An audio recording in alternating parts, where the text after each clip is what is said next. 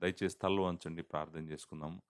తండ్రి, ఈ సమయంలో నాయన మరొకసారి నీ సహాయం కొరకు, నీ కృప కొరకు, నీ దయ కొరకు, నీ జాలి కొరకు నీ సన్నిధికి మేము వస్తున్నాం నాయన. నీ సంకల్పం అంతా, నీ ప్రత్యక్షత అంతా ప్రభువా నేర్చుకోవడానికి మీరు మాకు చూపిస్తున్నటువంటి విస్తారమైన కనికరాన్ని బట్టి స్తుతిస్తున్నాం నాయన. నాయన, తిమోతికి రాసిన 2వ పత్రిక అంతా కూడా మేము చదవటానికి నాయన, వినటానికి, ధ్యానించటానికి, అర్థం చేసుకోవటానికి నాయన, లోబడటానికి మీరు మాకు కృప చూపించారు. అదేవిధంగా తిమోతికి రాసిన మొదటి పత్రికను ఈ దినాన మేము మొదలు పెడుతుండగా నాయన, మేము ఎన్ని నెలలు ఈ పుస్తకంలో, ఈ గ్రంథంలో ఉండబోతున్నాం మాకు తెలియదు కానీ నాయన, మీరే మాకు సహాయం చేయండి ప్రభువా. ప్రభువా, మరి వాక్యం ప్రకటించబడుతుండగా మా అందరికీ అర్థమవటానికి కృప దయచేయండి. అర్థమయ్యే రీతిలో ప్రభువా నేను చెప్పగలుగుటకు నాకు మరి మనసును దయచేయండి. సమయోచితమైన మాటలను దయచేయండి. నాయన, వ్యర్థమైన మాట ఏది నా నోటి నుండి రాకుండా మీరు నన్ను కాపాడండి. పవిత్రమైన హృదయం నుంచి, నిష్కల్మషమైన మనస్సాక్షి నుంచి ప్రభువా చక్కగా నీ వాక్యాన్ని నీ బిడ్డలకు వివరించగలిగినట్లు మీరు నాకు కృప దయచేయండి. నాయన, మా కాలము మీ చేతుల్లో అప్పగిస్తున్నాం తండ్రి. నాయన, మీరే మాకు సహాయం చేయండి.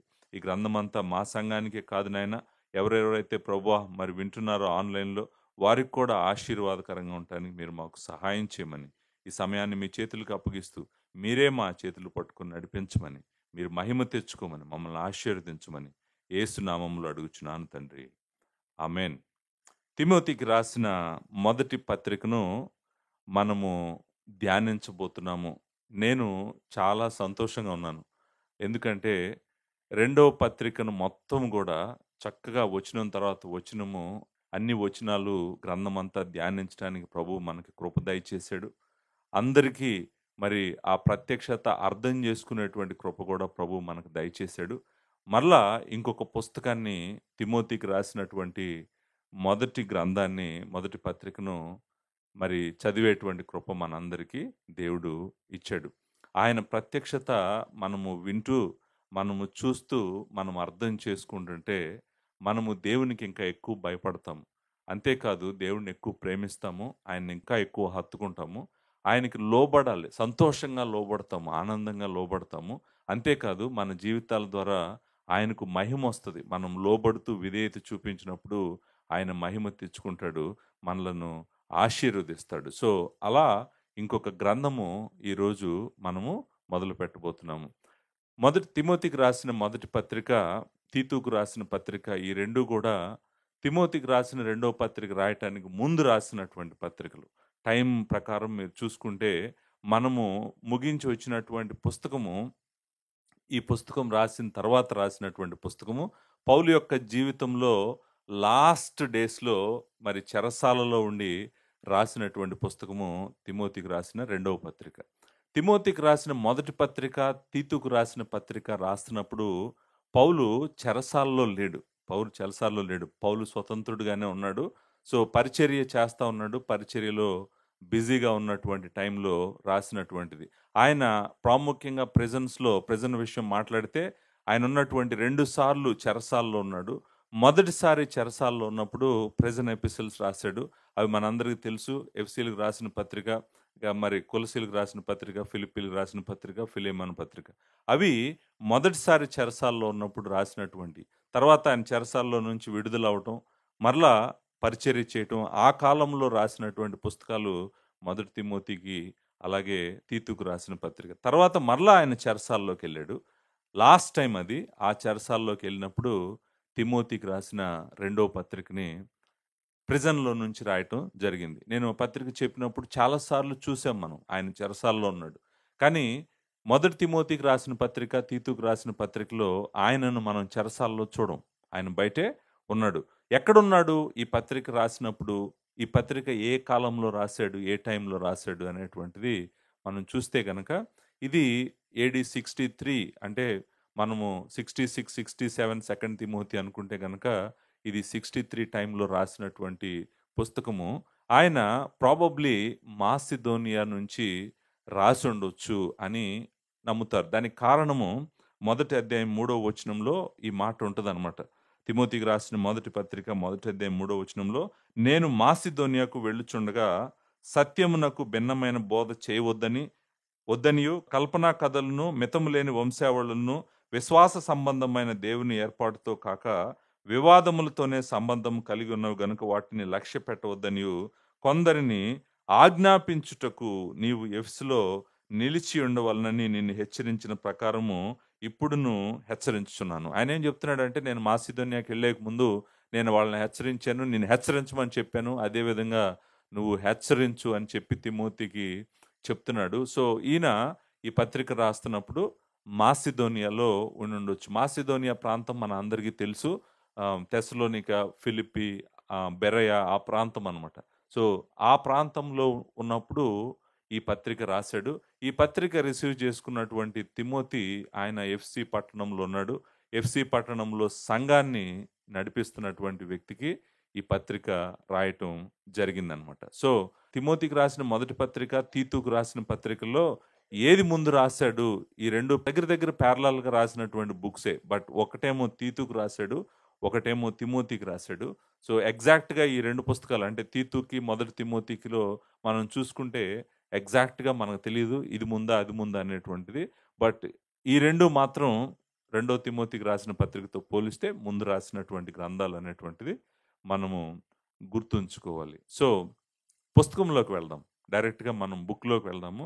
ఈరోజు నేను తిమోతి గ్రంథము నుంచి మనము నేర్చుకోవాల్సిన ఒక 20 విషయాలు చెప్తాను. నేను తిమోతి రాసిన మొదటి పత్రిక నుంచి మనము నేర్చుకోవాల్సిన ఒక 20 విషయాలు చెప్తాను. ఈ 20 విషయాలు మీకు ఏమంటారంటే సంక్షేపముగా ఈ పుస్తకాన్ని వర్ణించడానికి ఉపయోగపడతాయి, అవుట్లైన్ లాగా ఉపయోగపడతాయి.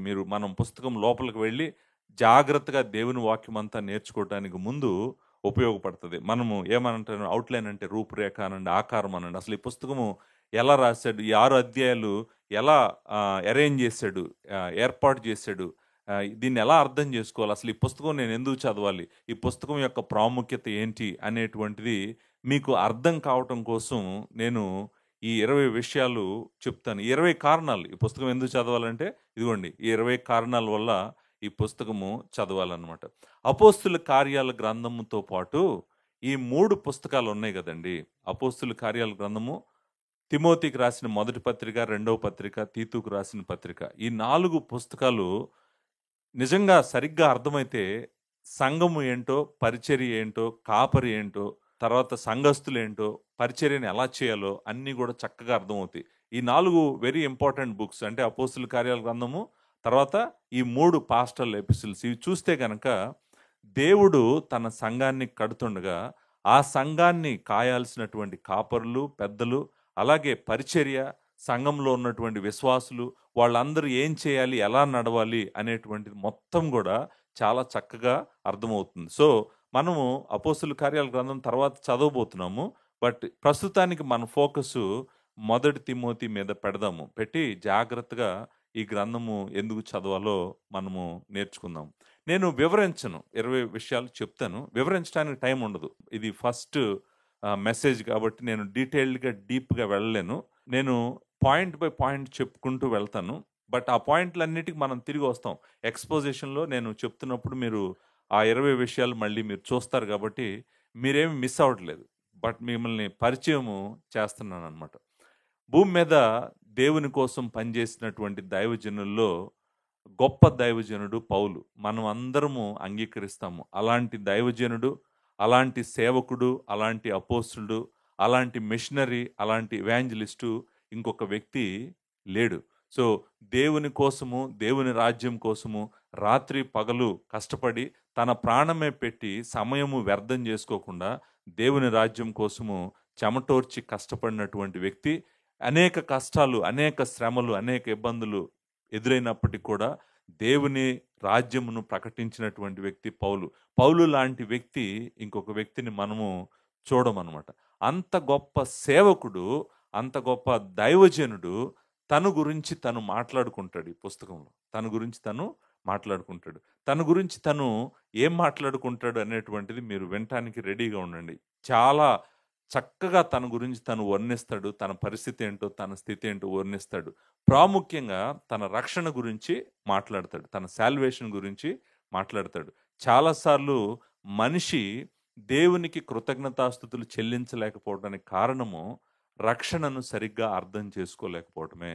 రక్షణ అంతా కూడా దేవుని కృప అని అర్థం చేసుకోకపోవడం వల్ల తను స్వనీతి పరుడుగా దేవునికి కృతజ్ఞతాస్తుతులు చెల్లించడు. నేను మంచివాడిని మంచివాడిని అనే చెప్తుంటాడు కానీ మనిషి ఎప్పుడు కూడా అయ్యో నేను భయంకరమైనటువంటి పాపిని, కేవలము దేవుడి కృప దేవుడి కనికరమే నన్ను రక్షించిందని మనుషులు చెప్పటానికి ఇష్టపడరు. కానీ ఇక్కడున్నాడు ఈ దైవజనుడు చెప్తాడు, ఇదే మాట చెప్తాడు. ఇందాక నేను చెప్పినటువంటి మాటలే ఈ దైవజనుడు చెప్తాడు. అయ్యో నా రక్షణ దేవుని కృప, దేవుని కనికరము. ఆయన నా మీద కనికరించకపోతే, ఆయన కృప నా మీద చూపించకపోతే నేను రక్షించబడేవాడిని కాదు. నేను భయంకరమైనటువంటి పాపి నేను ఒప్పుకుంటూ రాస్తున్నటువంటి వచనాలు. నేను అనుకుంటాను న్యూ టెస్టమెంట్ అంతట్లో కూడా మనందరికీ ఇష్టమైన వచనాలు కూడా ఈ పుస్తకంలో ఉన్నాయి. మనందరం చాలాసార్లు చదివాము ఆ వచనాలని. చాలా ఇష్టమైన వచనాలు మన హృదయానికి అవి. ఆ వచనాలు ఉన్నాయి ఈ గ్రంథంలో. ఈ గ్రంథము లాస్ట్ 2000 సంవత్సరాల్లో సంఘాన్ని చాలా భద్రం చేసినటువంటి పుస్తకాల్లో ఒక పుస్తకం ఇది. సంఘాన్ని భద్రం చేసింది, అనేక మందిని పరిశుద్ధతలోకి నడిపించింది, అనేక మంది కాపర్లను కాపాడింది, అనేక మంది కాపర్లను సిద్ధపరిచింది. నిజంగా సంఘాలు పవిత్రంగా పరిశుద్ధంగా ఉండటానికి పరిశుద్ధాత్ముడు వాడుకున్నటువంటి ఒక గొప్ప గ్రంథము తిమోతికి రాసిన మొదటి పత్రిక. ఈ గ్రంథంలో పరిచయంగా నేను మేబీ కొన్ని వచనాలు అక్కడొకటి చదువుతాను. మేబీ మీకు గుర్తొస్తేమో ఈ వచనాలు చాలా ప్రాముఖ్యమైనటువంటి వచనాలు అనేటువంటిది. సో ఒకసారి చూడండి, మొదటి అధ్యాయంలో మనము 15వ వచనము చదువుతాను. 15వ వచనము చాలా మందికి తెలిసినటువంటి వచనము, చాలా ఇష్టమైన వచనము. పాపులను రక్షించుటకు క్రీస్తు యేసు లోకమునకు వచ్చినను వాక్యము నమ్మదగినదియు పూర్ణాంగీకారమునకు యోగ్యమునై ఉన్నది. చూడండి ఎంత మంచి వచనం ఇది. అసలు ఇలాంటి వచనము ఎంత ఆదరిస్తుంది, ఒక పాపిని ఎంత ఆదరిస్తుంది.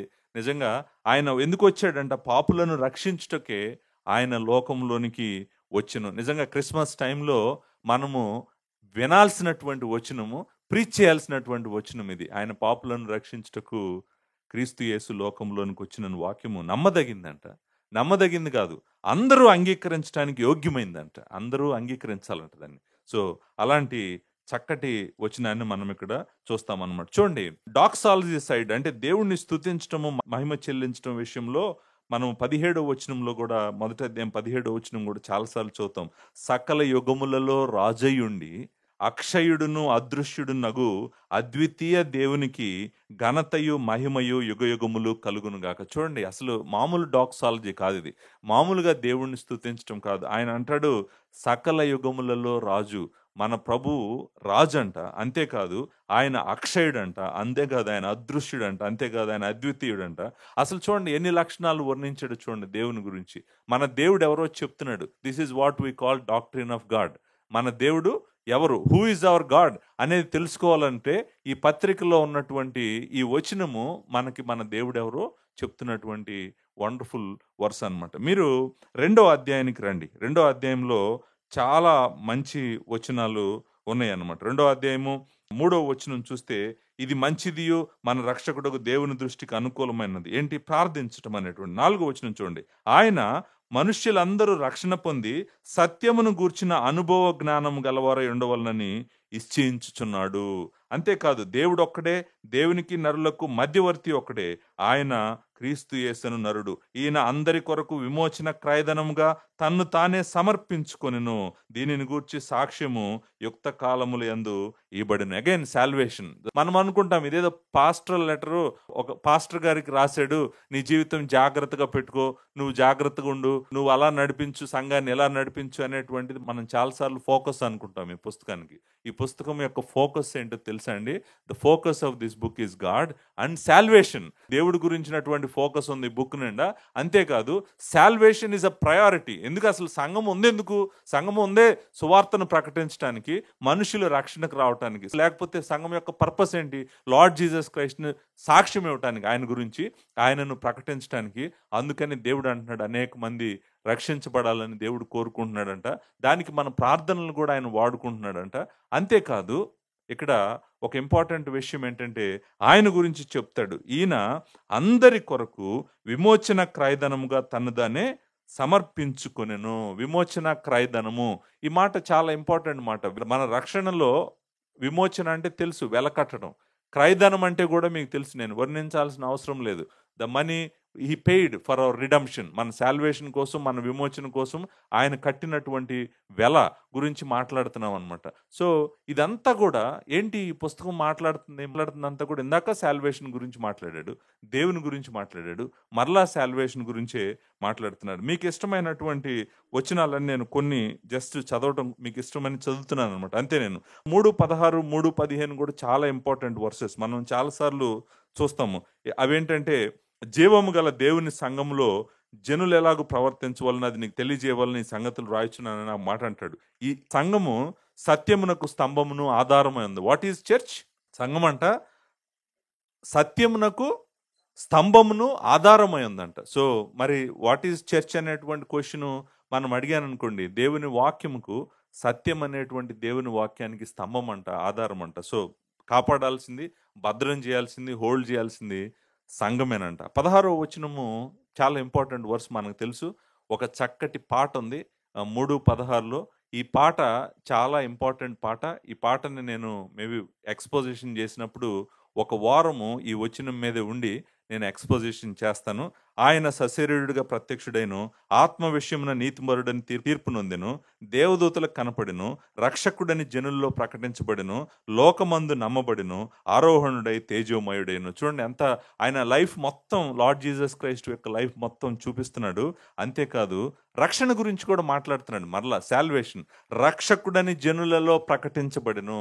ఆ మాట వెరీ ఇంపార్టెంట్ మాట అనమాట. సో అంతేకాదు, మీరు కిందకి రండి, 4వ అధ్యాయం 8వ వచనం మనందరికీ తెలిసినటువంటి వచనం. శరీర సంబంధమైన సాధకము కొంచెం మట్టుకే ప్రయోజనకరం, కానీ దైవభక్తి ఎప్పటి జీవం విషయంలోనూ రాబో జీవం విషయంలోనూ వాగ్దానముతో కూడినదైనందున అది అన్ని విషయములలో ప్రయోజనకరము. చూడండి, మనం spiritual exercise is useful.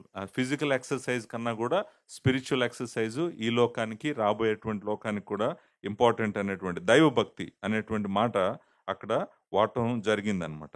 So మనం ఇట్లా అసలు 4వ అధ్యాయంలో 4:6 నుంచి 4:16 వరకు నాకు అంతా చదవాలని ఉంది. అసలు ఆ వచనాల్లో ఏ వచనం మిస్ అయినా కూడా ఏదో ఇంపార్టెంట్ మెసేజ్ మిస్ అయిపోతామని అనిపిస్తుంది.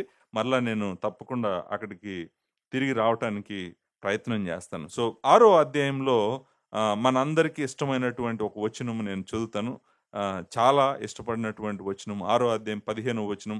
శ్రీమంతుడును అద్వితీయుడునగు సర్వాధిపతి యుక్త కాలములందు ఆ ప్రత్యక్షత కనపరచును. ఆ సర్వాధిపతి రాజులకు రాజును ప్రభువులకు ప్రభువునై ఉన్నాడు. సమీపింపరాని తేజస్సులో ఆయన మాత్రమే వసించుచు అమరత్వము గలవాడై ఉన్నాడు. మనుష్యులలో ఎవడును ఆయనను చూడలేదు, ఎవడును ఆయనను చూడనేరడు. ఆయనకు ఘనతయు శాశ్వతమైన ప్రభావమును కలిగి ఉండును గాక. మరలా ఇక్కడ దేవుని గురించి వర్ణిస్తున్నాడు. మన దేవుడు ఎవరు, ఆయనకు మహిమ రావాలని కోరుకుంటున్నాడు, ఘనత రావాలని కోరుకుంటున్నాడు. సో దేవుని గురించిన వర్ణన ఇక్కడ ఉందన్నమాట. నిజానికి ఈ పుస్తకంలో ఈ వచనం ఇప్పుడు నేను చదివాను కదండి, ఈ వచనము చాలా ఇంపార్టెంట్ వచనం. ఎందుకంటే అది ఎక్కడ ఉందో పుస్తకంలో మనము అర్థం చేసుకుంటే, ఎందుకు అక్కడ పౌలు తిమోతికి ఈ మాటలు రాశాడో మనకు అర్థమైంది అనుకోండి, అప్పుడు ఆ వచనం యొక్క ప్రాముఖ్యత ఏంటో అర్థమవుతుంది. కానీ అక్కడ ఏం దేవుణ్ణి వర్ణించాడు, దేవుణ్ణి వర్ణించాడు, అంతేకాదు దేవునికి మహిమ రావాలని కోరుకున్నటువంటి వచనం అనమాట. ఈ పుస్తకంలో ఇలాంటి వచనాలు చాలా ఉన్నాయి. నేను జస్ట్ కొన్ని ఎగ్జాంపుల్ కోసం మీకు చదివాను, మీకు పరిచయము అవ్వాలని చదివాను అనమాట. సో చాలా వండర్ఫుల్ బుక్. ఈ బుక్ని మనము స్టార్ట్ చేస్తున్నాము. నేను 3వ అధ్యాయంలో ఇంకా చదవచ్చు, 4వ అధ్యాయంలో ఇంకా చదవచ్చు, 5వ అధ్యాయంలో ఇంకా చదవచ్చు. కానీ మనకున్నటువంటి టైంను బట్టి నేను ఫ్యూ వర్సెస్ చదివాను. మీకు ఇప్పటి వరకు చదివిన వచనాల్లో మీకు ఒక విషయం అయితే అర్థమై ఉంటుంది. ఈ పుస్తకంలో చాలా దేవుడి గురించి చెప్తున్నాడు, అది అర్థమై ఉండాలి. నంబర్ 1. నంబర్ 2, ఇంకొకటి కూడా అర్థమై ఉండాలి. అది మనుష్యుల రక్షణ విషయంలో చాలా దేవుడు ఆశ కలిగి ఉన్నాడు, అది కూడా మీకు అర్థమై ఉంటుంది. 3వది దైవ భక్తి అంటే అర్థం ఏంటంటే పరిశుద్ధమైన జీవితం కూడా దేవుడు మన దగ్గర నుంచి కోరుకుంటున్నాడు, అది కూడా మీకు అర్థమై ఉంటుంది. చూడండి, దేవుడి గురించి చెప్తుంది ఈ పుస్తకము, తర్వాత రక్షణ గురించి చెప్తుంది ఈ పుస్తకము, తర్వాత పరిశుద్ధత గురించి చెప్తుంది ఈ పుస్తకము. That is our life. మన లైఫ్ అంతా కూడా దేవుని ఎదుట ఆయన నమ్ముకొని పరిశుద్ధంగా జీవించడమే కదా. మనం చాలాసార్లు ఈ పుస్తకాన్ని ఏదో సంఘాన్ని ఎలా నడిపించాలని చెప్తుంది, సంఘంలో ఉన్న వాళ్ళు ఎవరితో ఎలా మాట్లాడాలని పాస్టర్ గారికి చెప్తుంది, ఇవి అర్థం చేసుకుంటాం మనం. అవి కాదు మీరు అర్థం చేసుకోవాల్సింది.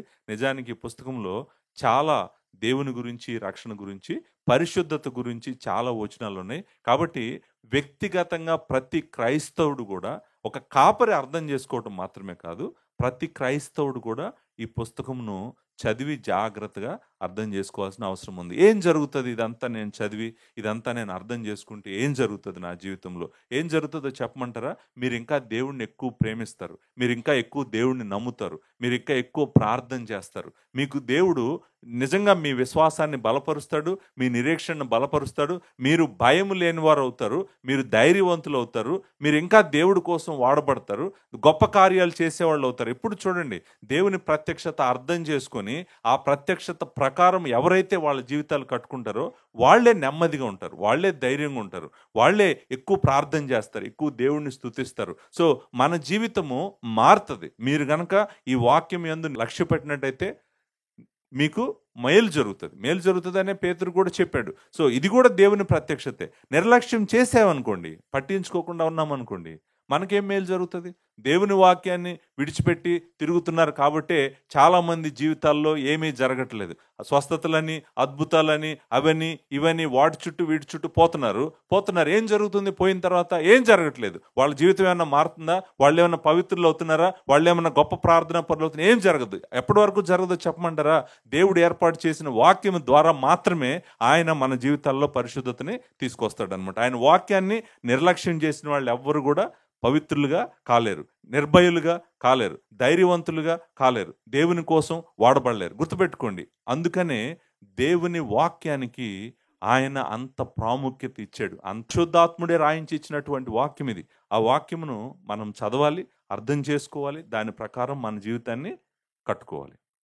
ఓకే, నేను ఇప్పుడు స్ట్రైట్ ఒక 20 పాయింట్లు చెప్తాను ఎందుకు ఈ గ్రంథము చదవాలి. 20 పాయింట్లు చెప్తాను. 20 చెప్పిన తర్వాత చెప్పనివ్వండి, 20లో కొన్ని ఓవర్లాప్ అయినట్టు అనిపిస్తుంటాయి మీకు. ఓవర్లాప్ అంటే ఏంటి తెలుసా? ఒకదాని మీద ఒకటికి వెళ్తున్నట్టు అనిపిస్తుంటుంది. మీరేమి కంగారు పడకండి. ఎందుకు కంగారు పడొద్దు అంటానంటే, నేను చాప్టర్ బై చాప్టర్ వెళ్తున్నాను కదా. ఆయన మొదటి అధ్యాయంలో ఒక విషయం చెప్పి అదే అధ్యాయం మళ్ళీ రెండో అధ్యాయం చెప్పాడు అనుకోండి, నేను చూపిస్తాను మీకు. సో కానీ మీరేమీ ఆలోచించకండి. అలా చేయడం వల్ల మీకు పుస్తకం అంతా పరిచయం అవుతుందేమోనని అనిపించింది నాకు. కాబట్టి మనము ఈ గ్రంథం నుంచి ఏమి నేర్చుకోబోతున్నాము? ఒక 20 విషయాలు నేర్చుకోబోతున్నాము.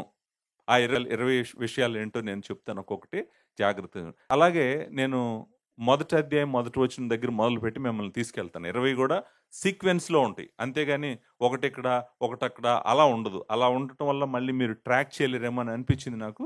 జాగ్రత్తగా సీక్వెన్స్గా చెప్పుకుంటూనే వెళ్తాను. జాగ్రత్త చూడండి. మొట్టమొదటిది అబద్ధ బోధకులు. ఫస్ట్ టాపిక్ పౌలు మాట్లాడేది ఏంటంటే అబద్ధ బోధకులు. అబద్ధ బోధకులను, అబద్ధ బోధను సంఘంలో చేయనివ్వద్దు. అబద్ధ బోధకుల్ని, అబద్ధ బోధను సంఘంలో చేయనివ్వద్దు. మొదటి అధ్యాయం 3వ వచనం నుంచి మొదటి అధ్యాయము 10వ వచనం వరకు. సో ఫోకస్ ఏంటి? అబద్ధ బోధకులు ఎవరైనా కూడా సంఘంలో ఉండి అబద్ధ బోధ చేస్తానంటే నువ్వు అంగీకరించొద్దు. అలాంటి అబద్ధ బోధను నువ్వు అంగీకరించొద్దు. వాళ్ళని నువ్వు ఆపాల్సిన బాధ్యత కాపరిగా నీదే. సో చూడండి, అబద్ధ బోధ వల్ల సంఘాలు పాడైపోతాయి, సంఘాలు నాశనం అయిపోతాయి. కాబట్టి ఏం చెప్తున్నాడంటే నువ్వు అబద్ధ బోధని ఆపాల్సిందే. First point. రెండో పాయింట్ ఏంటంటే, అసలు ప్రీచర్స్ ప్రీచింగ్ చేస్తారు కదండి, ప్రీచింగ్ అండ్ టీచింగ్ చేస్తారు కదా. ఇక్కడ నుంచి పాస్టర్ గారు, సేవకుడు ఏం చేస్తాడు? బోధిస్తాడు, వాక్యం బోధిస్తాడు.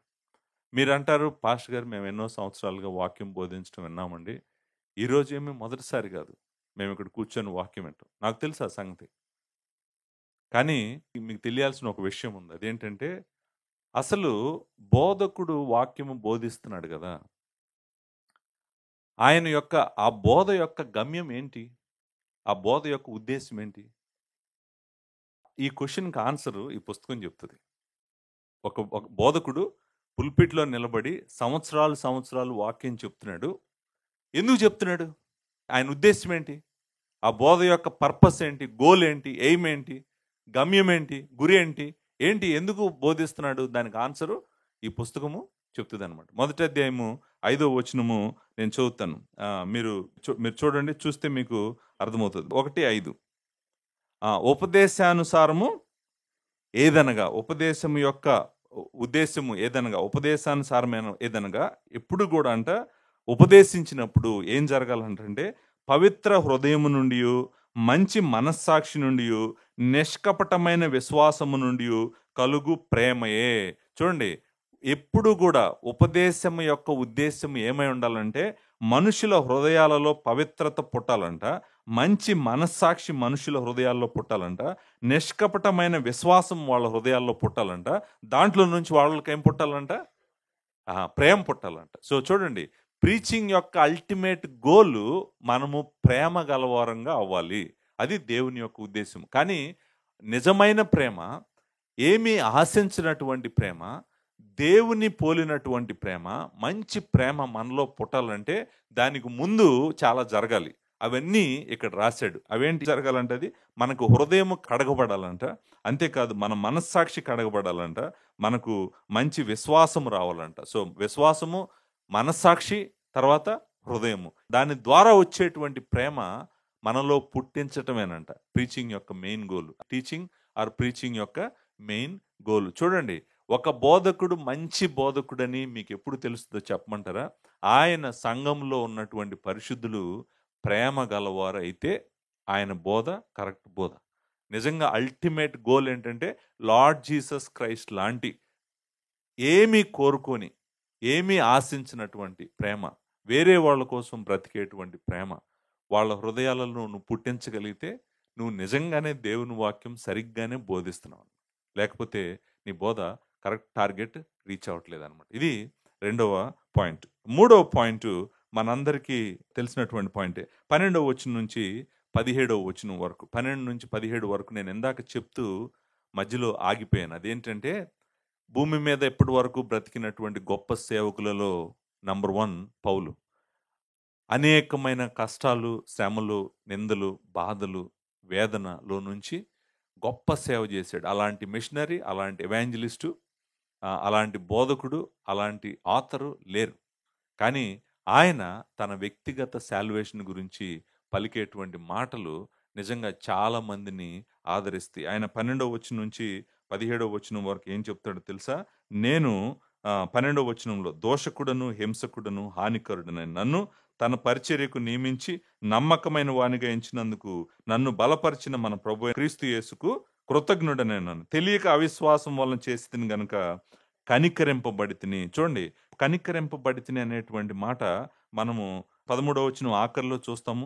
16వ వచనం చదువుతున్నాను. అయినను నిత్య జీవము నిమిత్తము తనను విశ్వసింపబో వారికి నేను మాదిరిగా ఉండులాగున యేసుక్రీస్తు తన పూర్ణమైన దీర్ఘశాంతమును ఆ ప్రధాన పాపి అయిన నాయందు కనపరుచున్నట్లు నేను కనికరింపబడితిని. చూడండి, ఆయన ఏమంటున్నాడు తెలుసా? గొప్ప సేవకుడు ఒప్పుకునే మాట ఏంటో తెలుసా? నా అంత పాపి ఇంకెవరు లేరు. నేను పాపినని చెప్తున్నాడు, అది కరెక్టే.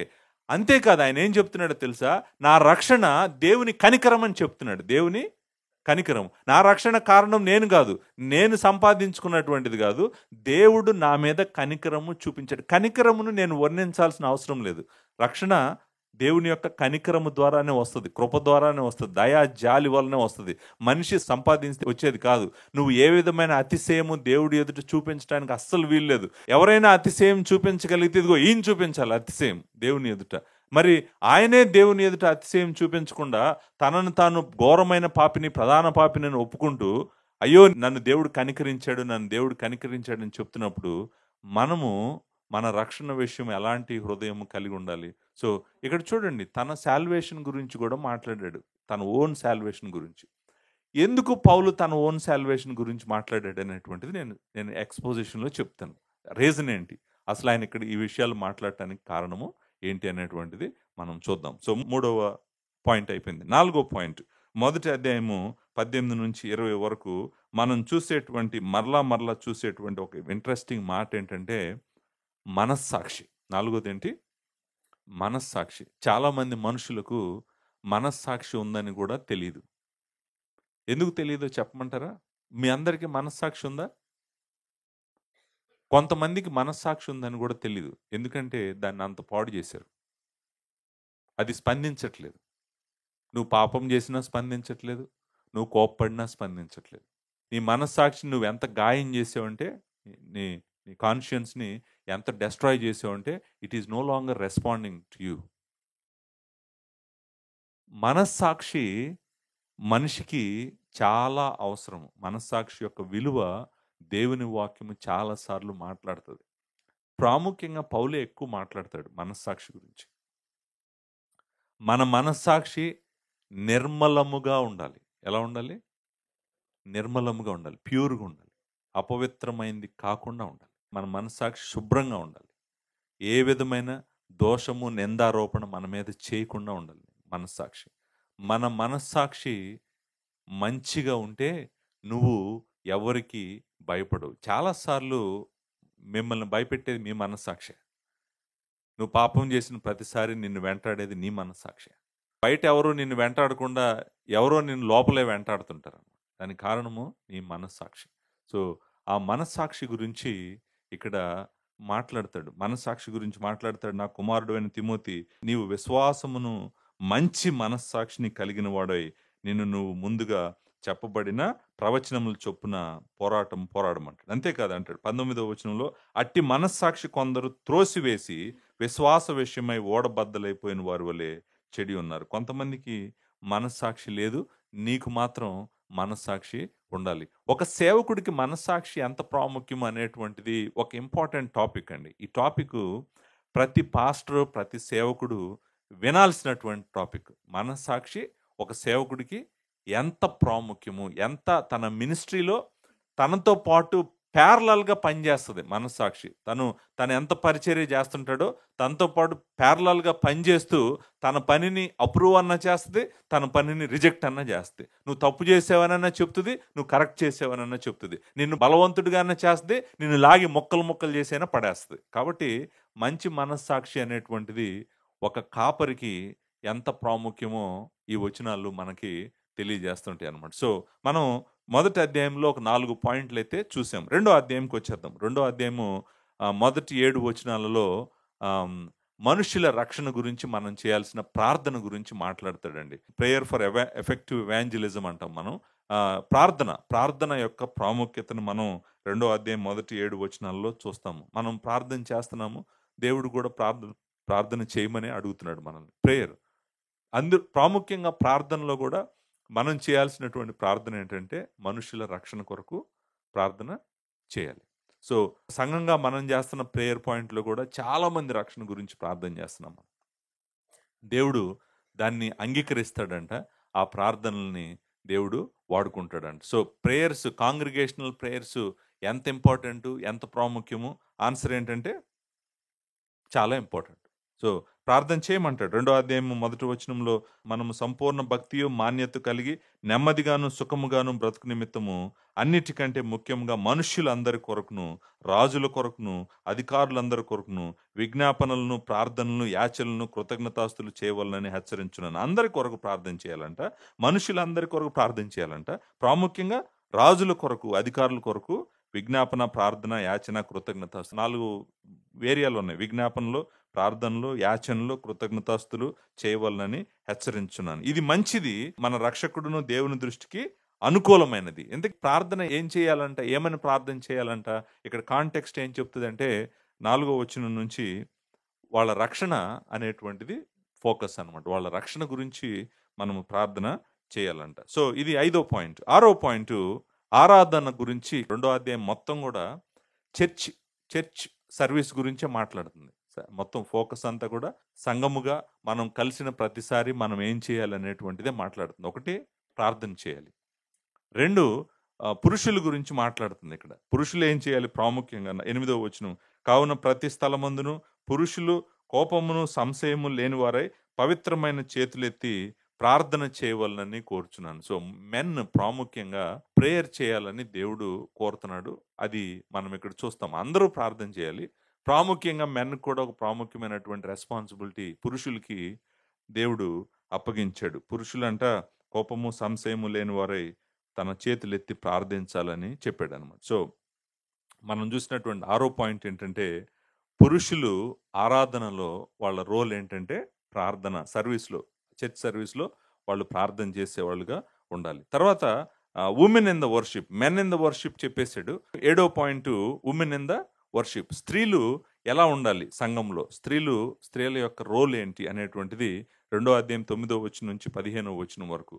స్త్రీలు ఏం చేయొచ్చు, ఏం చేయకూడదు, స్త్రీలు సంఘంలో ఎలా ఉండాలి అనేటువంటిది అంతా కూడా 2:9 నుంచి 2:15 వరకు మాట్లాడతాడు. సో 2వ అధ్యాయంలో 3 పాయింట్లు ఉన్నాయి. ఒకటి prayer for evangelism, number 2 men in the worship service or men in the church service, and number 3 women in the church service or women in the church worship service. So 3 విషయాలు మనం నేర్చుకోవాలంటే ఈ గ్రంథము మనకు తెలియాలి. సంఘంలో పురుషులు ఏం చేయాలి, సంఘంలో స్త్రీలు ఏం చేయాలి, సంఘంలో అందరూ కలిసి ఏం చేయాలి. సో ఈ పాయింట్స్ అన్నీ కూడా 2వ అధ్యాయము అడ్రస్ చేస్తుంది అనమాట. సో 3వ అధ్యాయంకి వచ్చేటప్పటికి మనము ఇంకొక 3 పాయింట్స్ నేర్చుకుంటాం. సంఘాన్ని నడిపించేటువంటి పెద్దలు ఎలాంటి అర్హతలు కలిగి ఉండాలి. 3వ అధ్యాయం 1వ వచనం నుంచి 7వ వచనం వరకు సంఘాన్ని ఎవరు నడిపించాలి, అధ్యక్షులుగా ఉండి పెద్దలుగా ఉండి సంఘాన్ని నడిపిస్తున్నటువంటి పెద్దలకు ఉండాల్సినటువంటి అర్హతలు ఏంటి, అవి మొదటి 7 వచనాల్లో చూస్తాం.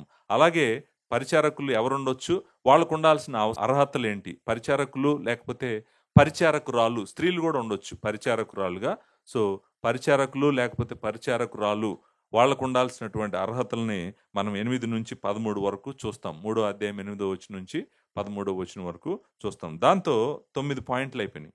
10వ పాయింట్, 10th పాయింట్ ఏంటంటే మనము చర్చిలో ఎలా నడవాలి, జీవం గల దేవుని సంఘంలో జనులు ఎలా ప్రవర్తించాలి అనేటువంటిది ఆయన ఫోకస్. 3:14 నుంచి 3:16 వరకు 3:14 నుంచి 3:16 వరకు ఆయన ఈ పుస్తకము ఎందుకు రాశాడో, ప్రాముఖ్యంగా సంఘం అంటే ఏంటి, సంఘంలో మనుషులు ఎలా నడవాలో చెప్పేటువంటి వచనాలు మరి 3:14 నుంచి 16 వరకు చూస్తాం. దాంతో 3వ అధ్యాయం కూడా అయిపోయింది. 4వ అధ్యాయంలో మనము 2 పాయింట్లు చూస్తామండి. 4వ అధ్యాయం మొత్తం ఫోకస్ అంతా కూడా 2 పాయింట్లో చెప్తాను. నెంబర్ 1 ఫస్ట్ పాయింట్ ఏంటంటే సంఘాలలో మోసపరిచేటువంటి దెయ్యాల బోధ, మోసపరిచేటువంటి ఆత్మలు ఉంటాయంట. వాళ్ళ విషయంలో జాగ్రత్తగా ఉండాలంట. సో మోసపరచు ఆత్మ 4:1లో మనం చూస్తాము. దెయ్యాల బోధ కూడా మనం చూస్తాము. సో మోసపరిచే ఆత్మలు, దెయ్యాల బోధలు సంఘాల్లో ఉంటాయంట.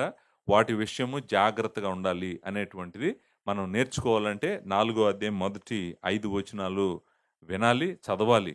సంఘాల్లో ఎలాంటి మోసపరిచే ఆత్మలు ఉంటాయి, ఎలాంటి దెయ్యాల బోధ సంఘాల్లో ఉంటుందో నేర్చుకోవాలంటే మనం మొదటి 5 వచనాలు చదవాలి. తర్వాత 12వ పాయింట్ ఏంటంటే 4వ అధ్యాయము 6వ వచనం నుంచి 4వ అధ్యాయము 16వ వచనం వరకు, 4:6 నుంచి 4:16 వరకు నాకు చాలా ఇష్టమైనటువంటి వచనాలు ఇవి. 4:6 నుంచి 4:16 వరకు. నాకెందుకు ఇష్టం అంటే కారణం చెప్తాను. ఇక్కడ ఒక మంచి కాపరికి ఉండాల్సిన లక్షణాలు చెప్తున్నాడు. ఒక మంచి కాపరి లేకపోతే ఒక మంచి పెద్ద, ఒక మంచి దైవజనుడు ఎలాంటి లక్షణాలు ఉండాలి, ఎలాంటి జీవితం ఉండాలో చెప్తున్నాడు. కాబట్టి డైరెక్ట్గా ఒక సంఘానికి కాపరిగా ఉంటున్నటువంటి వ్యక్తి దృష్టి పెట్టి జాగ్రత్తగా రాసుకొని వాటిని ఫాలో అవ్వాల్సినటువంటి వచనాలు ఇవి. ఈ వచనాలు మరి qualities or characteristics of a good shepherd, లేకపోతే ఒక మంచి కాపరి, మంచి సేవకుడికి ఉండాల్సినటువంటి లక్షణాలు 4:6 నుంచి 4:16 వరకు మనము చూస్తాం. ఒక మంచి కాపరి అంట 4:16లో ఈ మాట ఉంటుంది. ఒక మంచి కాపరి, ఒక మంచి సేవకుడు అంట తనను గూర్చి, తన బోధను గూర్చి జాగ్రత్త కలిగి ఉండాలంట, వాటిలో నిలకడగా ఉండాలంట. అప్పుడంట తనను తన క్రింద ఉన్న వారిని రక్షించుకుంటాడంట. సో తను జాగ్రత్తగా ఉంటూ తన బోధ విషయంలో, తన జీవిత విషయంలో జాగ్రత్తగా ఉంటే ఏం జరుగుతుందంట, తను రక్షించబడతాడంట, తన బోధ కింద ఉన్నవాళ్ళు కూడా రక్షించబడతారంట. తన ఇష్టానుసారంగా బ్రతికాడు అనుకోండి, తను నరకానికి పోతాడు, తన బోధ కింద ఉన్నవాళ్ళని కూడా నరకానికి తీసుకెళ్తాడు. అంటే ఎంత ప్రాముఖ్యమైన వచనాలు చూడండి, 4:6 నుంచి 4:16 వరకు. వీటిని లైట్గా తీసుకోవటానికి లేదండి, చాలా చాలా ఇంపార్టెంట్ వచనాలు. సో నేను చాలా జాగ్రత్తగా ఎక్స్పోజిషన్ చేస్తాను, అక్కడ కొంచెం ఎక్కువ కాలం ఉండి వివరించడానికి ప్రయత్నము చేస్తాను. దాంతో నేను అనుకుంటాను 12 పాయింట్స్ అయిపోయినాయి. 4వ అధ్యాయము ఎండ్కి వచ్చేసాము. 5వ అధ్యాయంలో మనం ఇంకొక 3 విషయాలు నేర్చుకుంటాం. అవేంటంటే సంఘంలో చాలా వ్యక్తులు ఉంటారు కదండి. సంఘంలో చాలా రకరకాల వ్యక్తులు ఉంటారు. నాకన్నా వయసులో పెద్దవాళ్ళు ఉంటారు, నాకన్నా వయసులో చిన్నవాళ్ళు ఉంటారు. స్త్రీలుంటారు, పురుషులుంటారు, వృద్ధులుంటారు, యవ్వనస్తులుంటారు, రకరకాల వ్యక్తులుంటారు కదా! సో, 13 పాయింట్ ఏంటంటే, కాపరికి తన సంఘంలో ఉన్న మనుషులతో ఎలాంటి సంబంధం కలిగుండాలి. అది పాయింట్ అన్నమాట. అది 5వ అధ్యాయం మొదటి 2 వచనాల్లో చూస్తామనమాట. 5 మొదటి 2 వచనాలు మొత్తం ఆల్ రిలేషన్స్‌ని సమ్మరైజ్ చేస్తుందనమాట. సంబంధాలు. ఎవరెవరితో ఎలాంటి సంబంధాలుండాలి. కాపరికంట వృద్ధుడిని తండ్రిగా భావించాలంట. తండ్రిగా భావించి అతన్ని హెచ్చరించాలంట. అంతే కాదంట, గద్దించకూడదంట. అంటే పెద్ద వయసు ఉన్నవాళ్ళని. కాపరి కన్నా పెద్ద వయసు ఉన్న వాళ్ళని గద్దించకూడదంట. వాళ్ళని హెచ్చరించాలంట. తండ్రిగా గుర్తించి హెచ్చరించాలంట. చూడండి ఇది ఎలాంటి రిలేషన్‌షిప్. రెండోది అన్నదమ్ములని, యవ్వనులను, తల్లులని, వృద్ధ స్త్రీలను, అక్క చెల్లెళ్ళని పూర్ణ పవిత్రతతోనూ యవ్వన స్త్రీలను హెచ్చరించుము. సో, యవ్వన స్త్రీల విషయంలో అక్క చెల్లెళ్ళని ఉండాలి. తల్లులని, నాకన్నా పెద్ద వయసు వాళ్ళని నేను తల్లిలాగా చూడాలంట. నాకన్నా చిన్న వయసు ఉన్నటువంటి స్త్రీలను అక్క చెల్లెళ్ళలాగా చూడాలంట. చూడండి, యవ్వనస్తులనేమో అన్నదమ్ముల్లాగా చూడాలంట. అంటే సంఘంలో ఉన్న అందరినీ ఒక కాపరి ఎలా చూడాలో చెప్తుందండి. ఎలాంటి సంబంధం కలిగి ఉండాలో చెప్తుందనమాట. సో, ఇది 13 పాయింట్. 14 పాయింటు 5:3 నుంచి 5:16 వరకు విధవరాండ్ర గురించి, సంఘములో ఉన్నటువంటి విధవరాండ్ర విషయంలో సంఘము ఎలాంటి నిర్ణయాలు తీసుకోవాలి, వాళ్ళని ఎలా భద్రం చేయాలి, విధవరాండ్రను విధవరాండ్ర విషయంలోనే దేవుడు సంఘానికి బాధ్యత అప్పగించాడు. ఎలాంటి విధవరాండ్రను సపోర్ట్ చేయాలి, వాళ్ళని ఎలా చూడాలి సంఘము అనేటువంటిది మనము 5వ అధ్యాయం 3వ వచనం నుంచి 5:16 వరకు మనం నేర్చుకుంటాం అనమాట. సో, విడోస్ అంటాం కదా, విడోస్ గురించినటువంటి డిస్కషన్. మరలా 5:17 నుంచి 5:25 వరకు మరలా పెద్దల గురించే మాట్లాడతాడండి. సంఘంలో ఉన్న పెద్దలు, పెద్దల్ని గౌరవించాలని చెప్తాడు. వాళ్ళని సన్మానించాలని చెప్తాడు 5:17లో. వాళ్ళు జీతానికి పాత్రులని చెప్తాడు 5:18, 19 వచనాల్లో. అంతేకాదు, వాళ్ళు పాపం చేసినప్పుడు మరి 2 లేకపోతే 3 సాక్షులు ఉంటేనే వాళ్ళని దాన్ని అంగీకరించమంటాడు. సో, ఇక్కడ నుంచి 5:17 నుంచి 5:25 వరకు కూడా తొందరపడి ఎవరి మీద చేతులుంచొద్దంటాడు. వాళ్ళ పాపంలో నువ్వు పాలు పొందొద్దంటాడు. సో, ఇలా పెద్దల గురించి మాట్లాడతాడు. మళ్ళీ ఇందాక మాట్లాడాడు 3వ అధ్యాయంలో. మళ్ళీ పెద్దల గురించి మాట్లాడుతున్నాడు. పెద్దల్ని ఏం చేయాలి, ఎలా ఉండాలి, వాళ్ళని ఎలా గౌరవించాలి, వాళ్ళతో ఉండాల్సినటువంటి రిలేషన్‌షిప్స్ అన్నీ మళ్ళీ మాట్లాడాడనమాట. సో, మళ్ళీ పెద్దలొచ్చారు. మరి 3వ అధ్యాయంలో అయిపోయింది కదా అంటే మళ్ళీ చెప్తున్నాను. మరలా ఓవర్‌లాప్ ఉంది. ఇందాక దెయ్యాల బోధ అన్నాను కదా! దెయ్యాల బోధేనా మనం చూసింది? దెయ్యాల బోధ, మోసపరచు ఆత్మలు. ఇది కూడా అబద్ధ బోధే కదా! మరి మొదటి అధ్యాయంలో అబద్ధ బోధను చూసాం కదా! మళ్ళీ ఎందుకొచ్చింది 4వ అధ్యాయంలో? మళ్ళీ ఎందుకొచ్చిందంటే కొంచెం ఓవర్‌లాప్ అవుతుందనమాట. మొదటిసారి వచ్చింది మళ్ళీ చెప్తున్నాడు, మళ్ళీ చెప్తున్నాడు. సో, ఒకే విషయము కొన్నిసార్లు రిపీట్ అవుతున్నట్టుగా కూడా మనకి అనిపిస్తా ఉంటది. అక్కడేమో క్వాలిఫికేషన్స్ చెప్పాడు పెద్దలకి. 3వ అధ్యాయం మొదటి 8 వచనాల్లో. ఇక్కడ క్వాలిఫికేషన్స్ చెప్పట్లేదు. పెద్దలకి ఎలాంటి రైట్స్ ఉన్నాయో సంఘంలో, వాళ్ళు దేనికి యోగ్యులో, ఏది చేయొచ్చో, వాళ్ళు ఏది చేయకూడదో చెప్తున్నాడనమాట. అందుకని మనము ఈ గ్రంథము చదవాలి. దాంతో 5వ అధ్యాయం అయిపోయింది. 15 పాయింట్లు అయిపోయినాయి. 6వ అధ్యాయంకొచ్చాం. 6వ అధ్యాయంలో మొట్టమొదటి విషయము ఏం చదువుతామంటే మనం యజమానులకన్ను దాసులకున్న సంబంధం చూద్దాం. అంటే దాసులు, మనం స్లేవ్స్ అంటాం కదండి. ఆ దాసులు యజమానులకు ఎలా లోబడాలో మాట్లాడతాడు 6వ అధ్యాయం మొదటి 2 వచనాల్లో. 2 వచనాలు slaves and owners, owners and slaves, or masters and slaves అంటాం కదా మనం. ఆ మాస్టర్స్ అండ్ స్లేవ్స్ గురించి మాట్లాడతాడు. సో, నేను అక్కడికి వచ్చినప్పుడు ఎక్స్‌పోజిషన్ చేస్తాను. ఈ స్లేవ్స్ ఎవరు, ఎలా వాళ్ళ మాస్టర్స్‌కి లోబడాలి అనేటువంటిది. సో, తర్వాత 6వ అధ్యాయం 3వ వచనం నుంచి 6వ అధ్యాయము 10వ వచనం వరకు అబద్ధ బోధకుల గురించి, ప్రాముఖ్యంగా అబద్ధ బోధకులకున్న డబ్బు పిచ్చి గురించి మాట్లాడతాడు.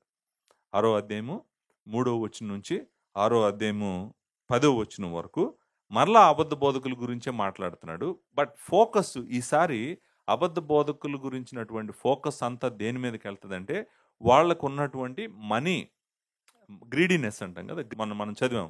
సో, వాళ్ళకి మనీ సంపాదించాలి. వాళ్ళు మనీ సంపాదించడం కోసము వాళ్ళ భక్తి మార్గాన్ని కూడా వాడుకుంటారంట వాళ్ళు. సో, భక్తి మార్గాన్ని అంటే ఏంటంటే, వాళ్ళు దేవుని బిడ్డలమని చెప్తూ, ప్రార్థన అంటూ, సహవాసం అంటూ, వాళ్ళ గోల్ ఏంటంటే అల్టిమేట్లీ డబ్బులు సంపాదించుకోవడం. సో, అబద్ధ బోధకుల గురించి మొదటి అధ్యాయంలో మాట్లాడాడు.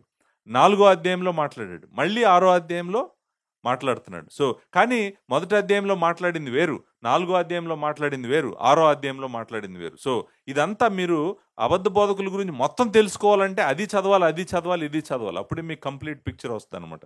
బట్ ఇక్కడ ఫోకస్ అయితే అబద్ధ బోధకులు వాళ్ళకున్నటువంటి ధనాపేక్ష, లేకపోతే ధనం మీద ఉన్నటువంటి ఆశ గురించి మాట్లాడతాడనమాట. తర్వాత 18వ పాయింట్. 18వ పాయింట్ కూడా నాకు చాలా ఇష్టమైనటువంటి పాయింట్. మరలా ఎందుకంటే కాపరి ఎలా ఉండాలో చెప్తాడు. 6వ అధ్యాయం 11వ వచనం నుంచి 6వ అధ్యాయము 16వ వచనం వరకు. దైవజనుడా, నీవైతే వీటిని విసర్జించి, ఏటిని? ధనము పిచ్చిని విసర్జించి నీతిని, భక్తిని, విశ్వాసమును, ప్రేమను, సాత్వికము సంపాదించుకుంటకు ప్రయాసపడుము. ఇక్కడ నుంచి 11వ వచనం నుంచి 16వ వచనం వరకు ఒక మంచి దైవజనుడి జీవితము, ఒక మంచి దైవజనుడి లక్షణాలు ఉండాలో మళ్ళా చెప్తున్నాడు. మీరు మళ్ళీ నన్ను అడుగుతారు ఏంటంటే, పాస్టర్ గారు 4వ అధ్యాయము 6వ వచనం నుంచి 16వ వచనం వరకు చాలా చెప్పాడు కదా ఒక దైవజనుడు ఎలా ఉండాలో, మళ్ళీ చెప్తున్నాడు ఏంటి ఇక్కడ?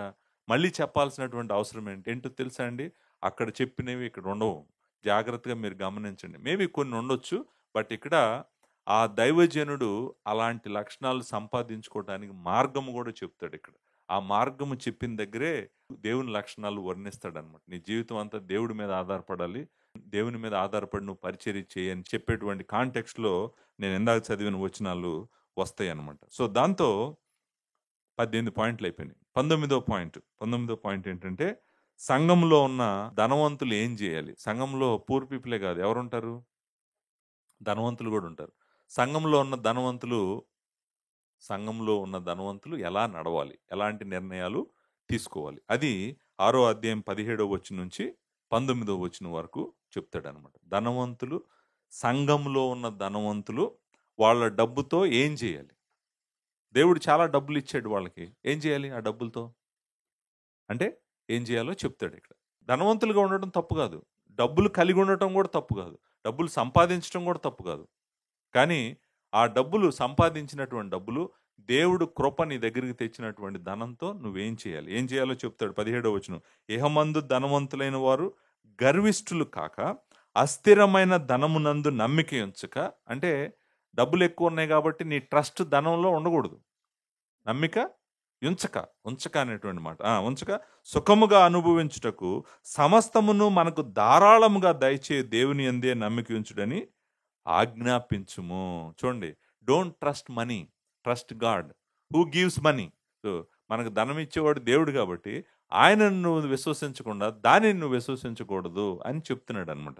చెప్తూ అంటాడు, మరి ఇతరులకు పాలిచ్చు వారై ఉండవాలనంట. 19వ వచనం ఆఖరిలో అంటాడు. ఇంకోటి ఏంటంటే, లేని వాళ్ళకి ఇవ్వాలి, నువ్వు. ఎందుకని? నువ్వు లేని వాళ్ళకి ఇవ్వటం వల్ల ఏం జరుగుతుందంట అంటే, నువ్వు వారు వాస్తవమైన జీవమును సంపాదించుకునే నిమిత్తము రాబో కాలమునకు మంచి పునాది తమ కొరకు వేసుకొంచు మేలు చేయవారును, సత్క్రియను ధనము గలవారును, ఔదార్యము గలవారును, తమ ధనములో ఇతరులకు పాలిచ్చువారునై ఉండవాలను. చూడండి, మంచి పునాది జీవితానికి వేసుకోవాలి. నీకోసం నిత్య జీవంకి అన్ని రెడీ చేసుకోవాలంటే నీ డబ్బుల్ని, నువ్వు సంపాదించినటువంటి ధనాన్ని, దాన్ని నమ్మమాకు, నువ్వు దేవుణ్ణి నమ్ము. అవసరంలో ఉన్న వాళ్ళతో పంచుకోవటానికి, పరిచర్యలో వాడటానికి నువ్వు ఇష్టపడు. లేకపోతే నువ్వు నీ హృదయం దేవుడి నుంచి వాటి మీదకి వెళ్ళిపోతుంది, ధనం మీదకి వెళ్ళిపోతుంది. సో ధనవంతులకు కూడా రాశాడండి కొన్ని వచనాలు స్పెసిఫిక్గా చర్చిలో ఉన్న రిచ్ పీపుల్కి కూడా అడ్రస్ చేస్తున్నాడు. అంటే విధవరాండ్ర గురించి మాట్లాడాడు, కరెక్ట్, 5వ అధ్యాయంలో. ఇక్కడ రిచ్ పీపుల్ గురించి మాట్లాడుతున్నాడు. లాస్ట్ పాయింట్ అండ్ 20వ పాయింట్. మళ్ళీ మనము తిరిగి వస్తామన్నమాట. ఎక్కడికంటే అబద్ధ బోధకుల గురించి కొంచెం జాగ్రత్తగా ఉండమని చెప్తాడు. మళ్ళీ లాస్ట్లో కూడా 20వ వచనము 21వ వచనంలో, నీకు అప్పగించబడిన దాన్ని కాపాడి అపవిత్రమైన వట్టి మాటలకును జ్ఞానమని అబద్ధముగా చెప్పబడిన విపరీత వాదములకును దూరముగా ఉండుము. ఆ విషయంలో ప్రవీణులమని కొందరు అనుకుని విశ్వాస విషయంలో తప్పిపోయిరి. కృప మీకు తోడుగా ఉండునుగాక. మరలా లాస్ట్ ఈ లెటర్ బిగినింగ్ ఎండింగ్ రెండు కూడా అబద్ధ బోధ గురించి. మీరు జాగ్రత్తగా గమనించారో లేదో, ఈ లెటర్ బిగినింగ్ మొదటి అధ్యాయం 3వ వచనం నుంచి దేని గురించి మాట్లాడాడు? అబద్ధ బోధ. ఈ బుక్ ఎండింగ్ దేని గురించి? అబద్ధ బోధ. అయితే ఇంతకీ ఈ పుస్తకం ఎందుకు రాశాడు? ఈ బుక్ ఎందుకు రాశాడో నేను చెప్తాను, మీరు జాగ్రత్తగా వినండి. సంఘంలో నువ్వు అబద్ధ బోధ చేయనివద్దు. అలాగే సంఘాన్ని నువ్వు ఎలా మంచిగా నడిపించాలో నువ్వు తెలుసుకో. అందుకు రాశాడు ఈ పుస్తకం. సంఘాన్ని నువ్వు ఎలా మంచిగా నడిపించాలో నువ్వు తెలుసుకొని, అబద్ధ బోధకుల్ని అబద్ధ బోధ చేయనీయకుండా నువ్వు ఆపాలి. అందుకని తిమోతికి ఈ పుస్తకం రాయటం జరిగింది.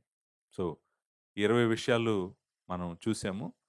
నెక్స్ట్ వీక్ నుంచి మనము మొదటి అధ్యాయం మొదటి వచనం నుండి జాగ్రత్తగా దేవుని వాక్యం అంతా కూడా, ఈ పుస్తకం అంతా కూడా వినటానికి, నేర్చుకోవటానికి మనం సిద్ధపడదాము.